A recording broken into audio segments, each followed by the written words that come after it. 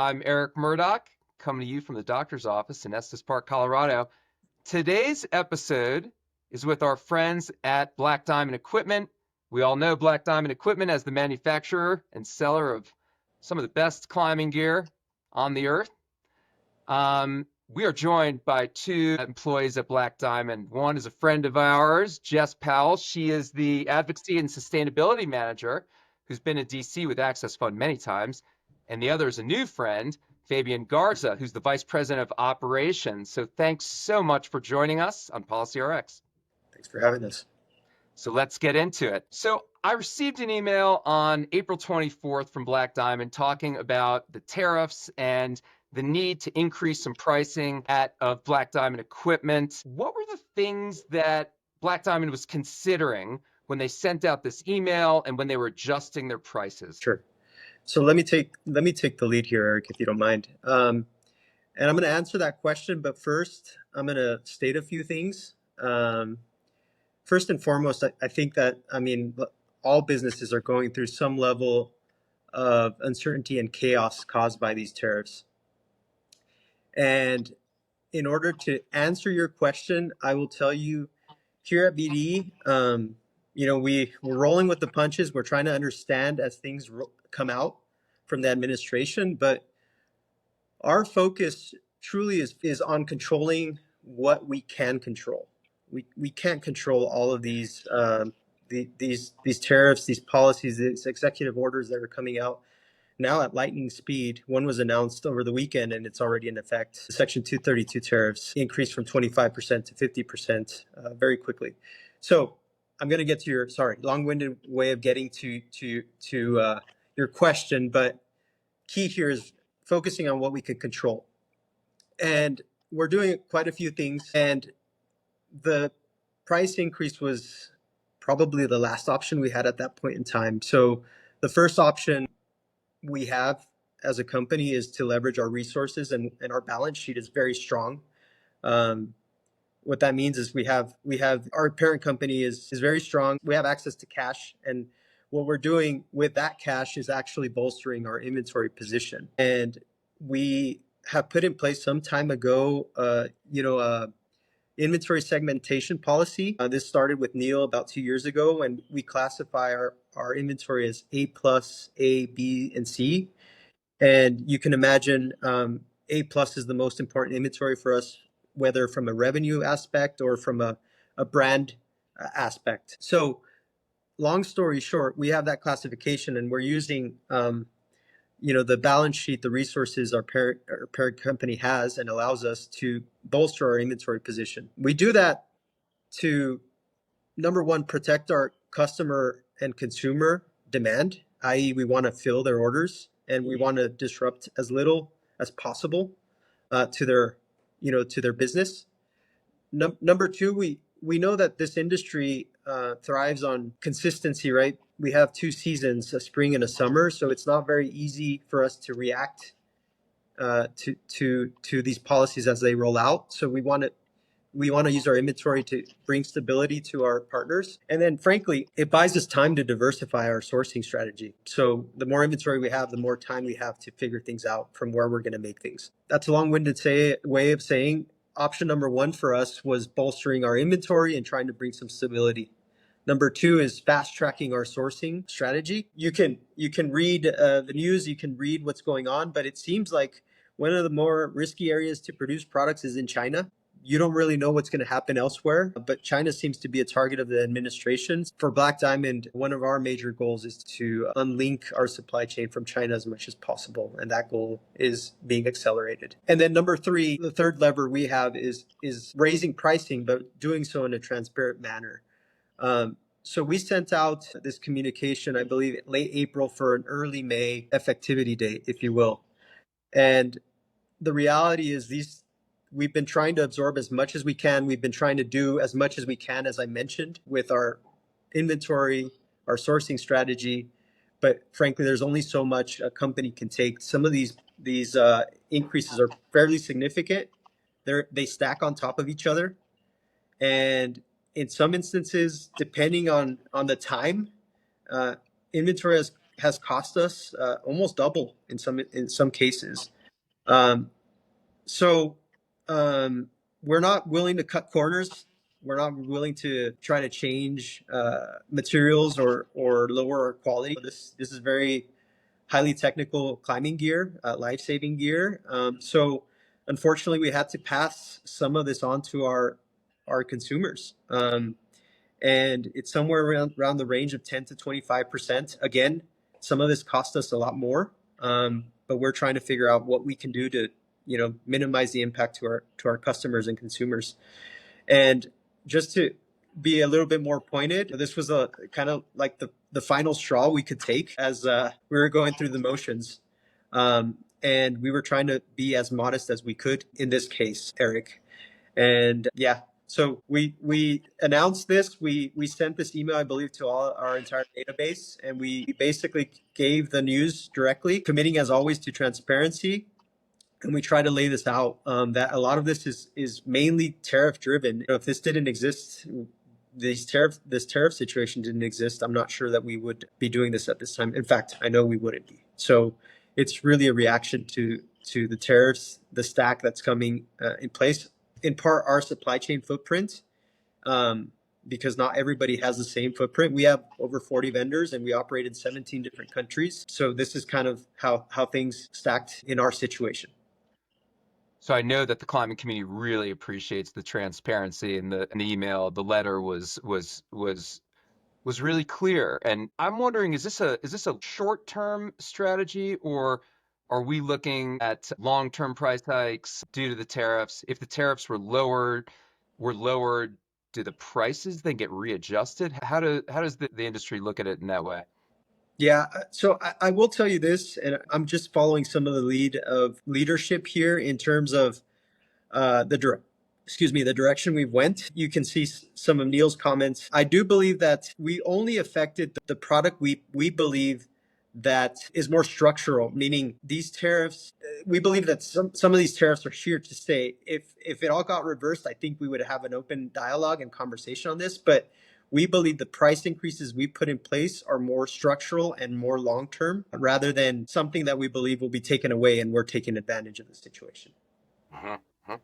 And then the last question about this is, you mentioned that you do business in many different countries. Is this affecting the way Black Diamond succeeds in other countries because other countries don't have to play the tariff game, and other producers in Europe? And how is that affecting, an American company like Black Diamond when we have to go up against, other sellers of climbing gear in Europe?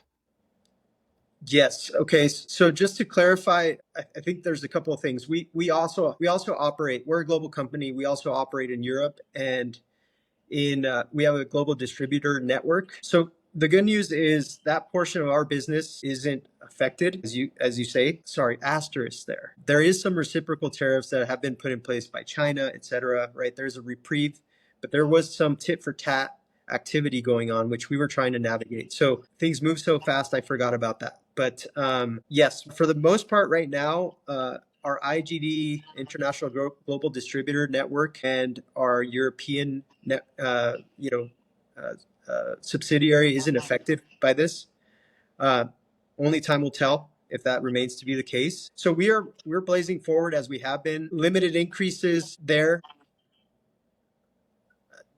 We're trying to minimize any disruption to those regions of the globe. When it comes to competition, if I'm understanding part of your question, we have some European suppliers that play in the same areas as we do. If they import into the U.S., a lot of these tariffs affect them the same, right? Actually, the Section 232, steel and aluminum now applies 50% of the metal content. Tariffs 50% of metal content. That's doesn't matter where the product is imported from. That kind of levels a playing field, if you will. And right now, the reciprocal tariffs, for the most part, are 10%, regardless of the country, except China, which has that has another tariff imposed, which is called the IEEPA, and that tax on an additional 20%. So they're at 30% right now.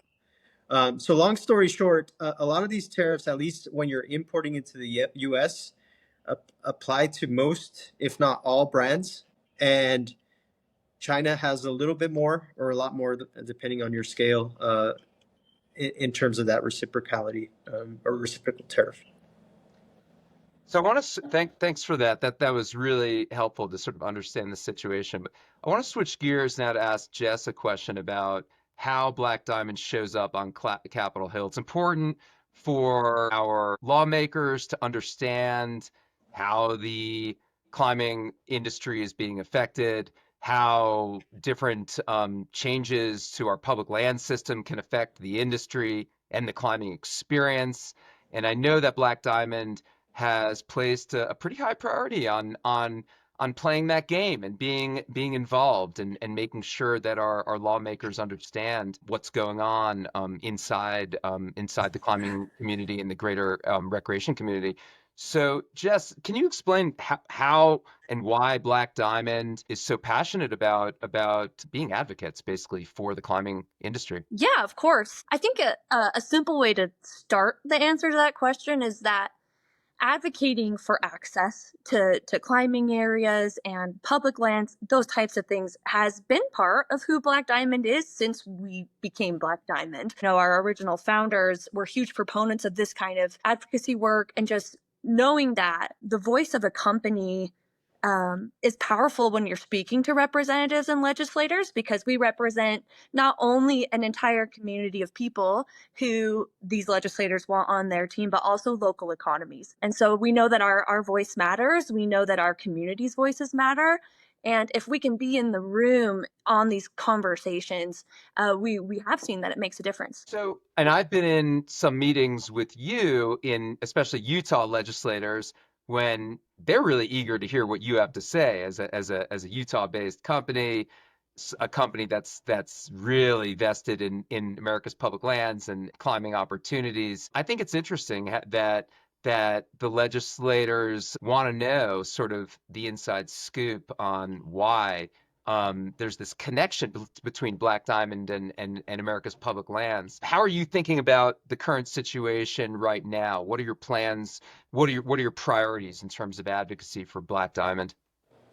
Yeah, I mean, as everybody who's tuned into this podcast will know, our biggest barrier right now is this public land access. Right, we're looking at sell-offs, we're looking at different types of challenges that we haven't really looked at when it comes to our public lands in quite a while, and so that's our priority. Our priority is to make sure that we are making noise on behalf of the company. Our priority is to make sure that our broader climbing community knows that these conversations are happening and that they can make a difference by reaching out to their representatives. So that involves, pointing people to the experts like Access Fund so they get the information they need, get their opinions, and then reach out to their representatives and make sure their own voices are heard in addition to ours. Because without access to public lands, there isn't Black Diamond. Public lands are intrinsically tied to the mountain sports that we were built to serve. So climbing, skiing, trail running, we have to have access to these places. Well, Access Fund is certainly thankful that Black Diamond has done such a good job at elevating the message, and I think that all of us collectively were really responsible for blocking the public land sell-off amendment and the House reconciliation bill. And I think we can all sort of share in the credit for that. So thanks for sort of promoting that message. Definitely. Yeah. Well, we got to wrap up, and I just wanted to know if either of you have any fun plans or outdoor experiences in the near future. I'm headed for a 7-day sea kayaking trip through Glacier Bay National Park in Alaska in just a couple weeks. So I'm pretty excited about that. That sounds incredible, Jess. What about you, Fabian? Yes, something a little more tame. Heading out to Bear Lake at the end of July with my kiddos. Gonna just do some water sporting, and yeah, a lot of family time, just downtime in general. That's great. Yeah, I'm going out with my kid tomorrow Oh, nice. to do something similar. All right. Thank you so much for joining us on Policy RX. That was really valuable to sort of understand what's underneath the hood at Black Diamond, how you're thinking about these sorts of things, and why the climbing community should be supporting great companies like yours. So thanks to everyone for tuning into this episode of Policy RX. I hope you found it useful. You can view all of the episodes online on our website. And I will see you next time. We'll be talking about more relevant and timely topics. So take care, everyone.